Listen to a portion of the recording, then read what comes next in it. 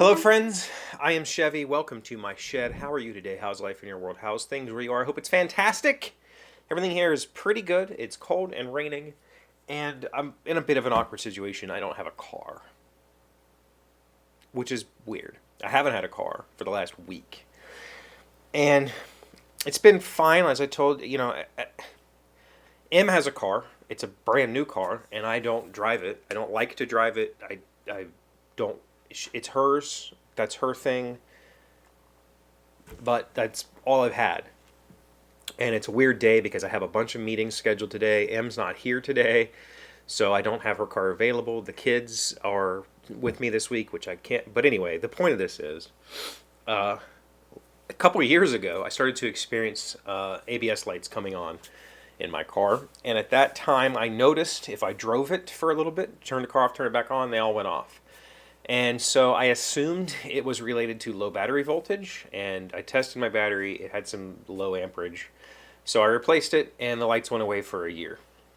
Then they started to come back, but they started to come back as my left front wheel bearing was completely failing. Like, it was bad.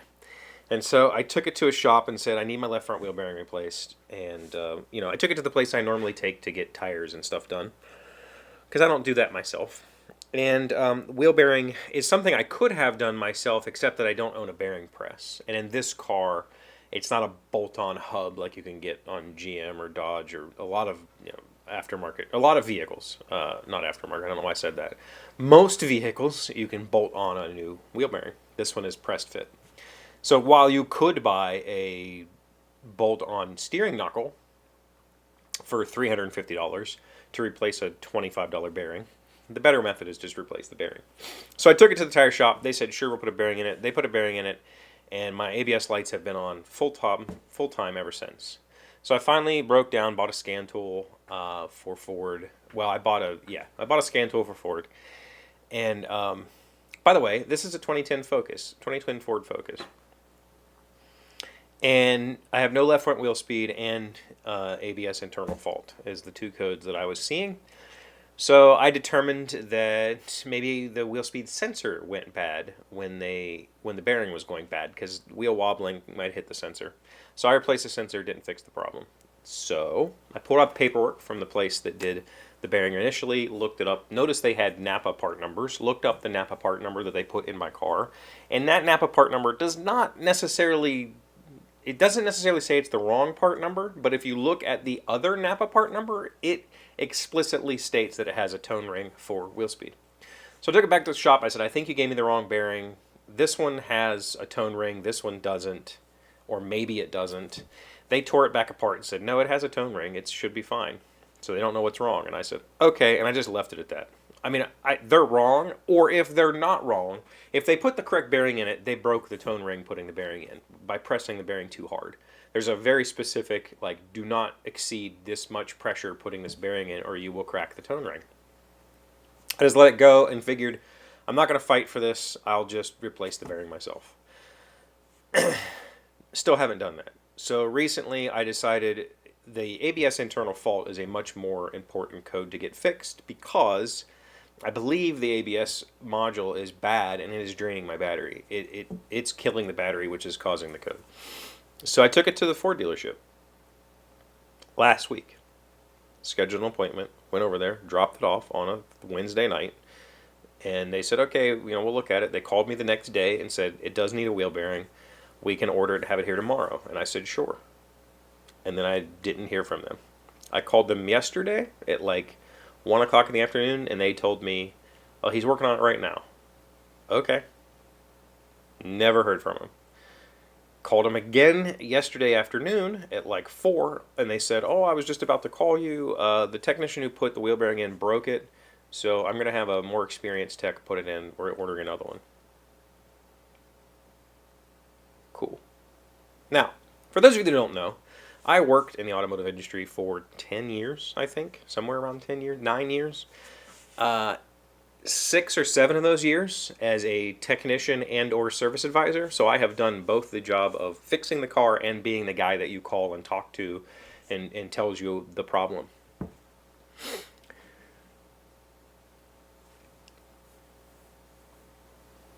I get it. right? What I'm trying to say is I get it.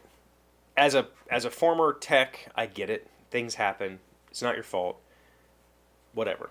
A common thing that we would say in the shop was, can't see it from my house, meaning that, oh well, I have to go home. The car's broke. It's not my problem. And it's true. It's not your problem as a technician. If something goes wrong, it happens, right?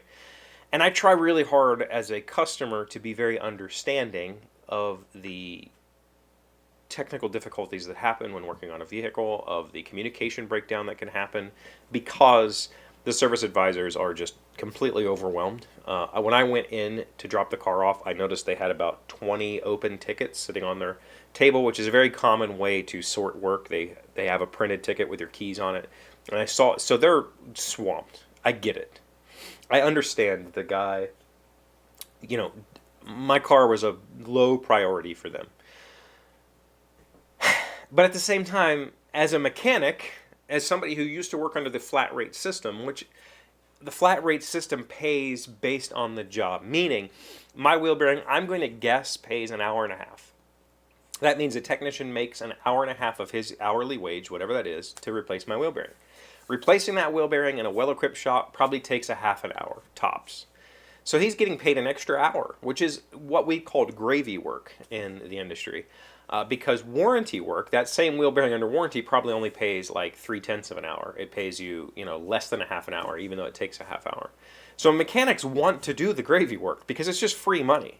I had them do a tire change, oil rotation. The mechanics usually don't make a whole lot for that, but this wheel bearing, that's just free cash. Like, sure, I'll take free money for doing that job.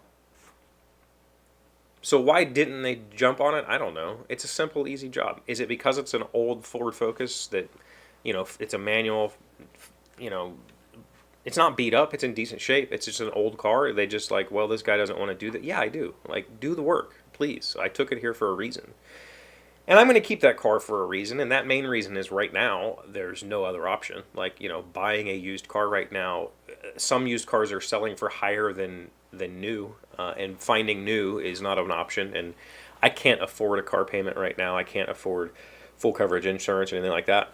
I've never had a car payment of my own, and I don't want one. I enjoy driving older vehicles. I just want my car. At this point, it's been a week. I have stuff to do. My kids have activities, like every evening, literally every evening. It's frustrating. It really is. But patience is a virtue, and having been in all of the various shoes involved in fixing my vehicle, I've been a parts department manager, I've been a service advisor / assistant service manager, I've been a mechanic. I've done all of the parts that go into fixing this car, and I'm still frustrated because it shouldn't be that difficult. But at the same time, I don't want to tell somebody how to do their job, right?